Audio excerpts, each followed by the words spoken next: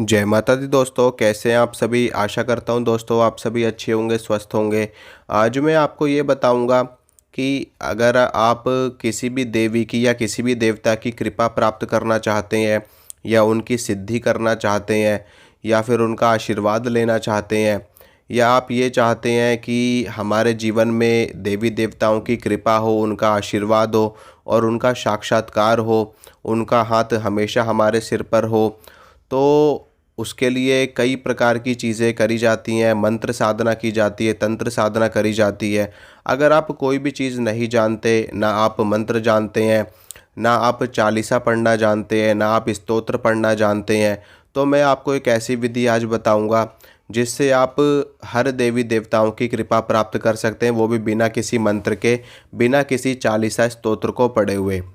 देखिए दोस्तों, एक देवी देवताओं की कृपा प्राप्त करने का एक सबसे सरल साधन जो होता है वो होता है उनकी सेवा करके।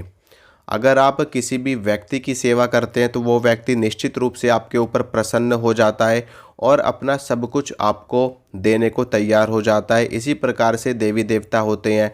जब आप किसी भी देवी की या किसी भी देवता की निस्वार्थ रूप से भक्ति करते हैं, निस्वार्थ रूप से उनकी सेवा करते हैं, उनकी आराधना करते हैं, तो वो आपके ऊपर प्रसन्न होते ही होते हैं और आपको दिव्य शक्तियाँ प्रदान करते हैं, दिव्य सिद्धियाँ प्रदान करते हैं, अपनी सुरक्षा प्रदान करते हैं और हमेशा आपको अपनी संरक्षण में रखते हैं और आपके हर कार्य को सिद्ध करते हैं और हर अच्छे बुरे वक्त में आपका साथ देते हैं। उसके लिए ज़्यादा कुछ नहीं करना होता, सिर्फ आपको अपने मन को शुद्ध रखना होता है, अपने मन को पवित्र रखना होता है और अपने देवी देवताओं की भक्ति करनी होती है एकदम सच्चे रूप से। मैं आपको एक 40 दिन का, एक 41 दिन का अनुष्ठान बताता हूँ। 41 दिन का पूरा वैसे तो 40 दिन का होता है लेकिन 41 दिन ही किया जाता है वो, क्योंकि हमारे हिंदू परंपरा में, हमारे सनातन धर्म में एक का बड़ा ही महत्व होता है। तो एक लगा करके आप 41 दिन का अनुष्ठान करेंगे पूरा का पूरा।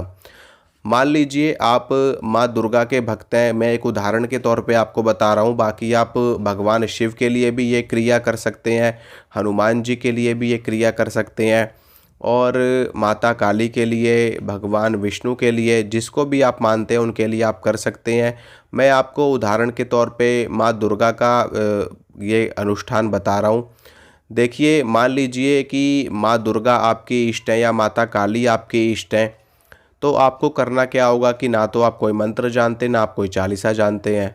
तो एक 40 दिन का, एक 41 दिन का अनुष्ठान मैं आपको बता रहा हूँ आज। इसमें आपको किसी भी मंत्र का जाप नहीं करना, किसी भी चालीसा नहीं पढ़नी, कोई पुराण नहीं पढ़ना, कोई शास्त्र नहीं पढ़ना, कोई स्तोत्र नहीं पढ़ना। आपको सिर्फ और सिर्फ सेवा से ही आपको माता की इतनी कृपा मिल जाएगी कि आप जो मांगोगे वो आपको मिलेगा, माँ भगवती जगदम्बा से। आपको करना क्या होगा कि शुक्ल पक्ष में जो पहला शुक्रवार आएगा उस दिन से आपको ये अनुष्ठान शुरू करना है, पूरे के पूरे 41 दिन का। इस अनुष्ठान में आपको क्या क्या करना होगा। पहला क्या करना है कि पहला आपको ब्रह्मचर्य का पालन करना है। दूसरा, आपको ज़मीन पे सोना है। तीसरा, आपको सत्य बोलना है और सात्विक आहार आपको लेना है। सात्विक आहार में आप एक समय भोजन करें तो बहुत ही ज़्यादा श्रेष्ठ है, बहुत ही ज़्यादा उत्तम है। इसके अलावा अगर आप व्रत रख सकते हैं 41 दिन के तो और भी ज़्यादा अच्छा है, और भी ज़्यादा शक्ति और ऊर्जा आपको प्राप्त होगी इससे। तो आपको करना क्या होगा कि 41 दिन के लिए आपको माँ दुर्गा के नाम से अखंड ज्योत आपको लगानी पड़ेगी, वो भी देसी घी की। माँ दुर्गा के लिए देसी घी की ही अखंड ज्योत लगाई जाती है और इस ज्योत को लगानी है और पूरा का पूरा ध्यान रखना है आपको इस ज्योत का कि ज्योत आपकी बिल्कुल भी खंडित नहीं होनी चाहिए बीच में। अगर आपकी ज्योत खंडित हुई तो आपकी साधना खंडित हो जाएगी। पूरे भाव से, पूरी भक्ति से, पूरी श्रद्धा से आपको ये सेवा करनी है माता की। और मैं आपको गारंटी दे रहा हूँ कि आपसे माता रानी इतनी ज़्यादा प्रसन्न हो जाएंगी कि आप जो बोलोगे उनसे माँ भगवती जगदम्बा बिना सोचे समझे उस कार्य को सिद्ध कर देंगी। इतनी ज़्यादा पावर, इतनी ज़्यादा ऊर्जा इस अनुष्ठान से साधकों को, भक्तों को प्राप्त होती है। बहुत सारे भगत ऐसे हैं, बहुत सारे साधक ऐसे हैं जो इस अनुष्ठान का पालन करते हैं और इस प्रकार से माता की सेवा करके दिव्य सिद्धियां प्रदान प्राप्त करते हैं, शक्तियां प्राप्त करते हैं। आप भी कर सकते हैं।